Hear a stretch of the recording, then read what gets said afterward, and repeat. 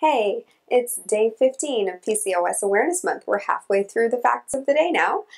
Today I'd like to talk to you about thyroid and PCOS. So there's a condition called Hashimoto's thyroiditis, which is actually the most common autoimmune condition of all.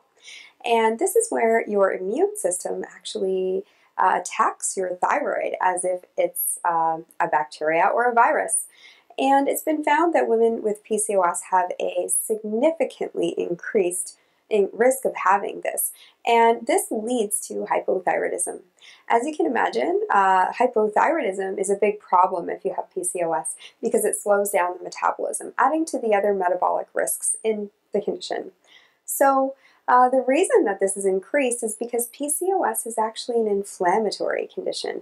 There's a lot of chronic, low-grade inflammation, and this is the perfect environment for an autoimmune disease to flare up. So I think if you have PCOS, you definitely want to have your thyroid looked at by your doctor. Thyroid antibodies are an important test to have done.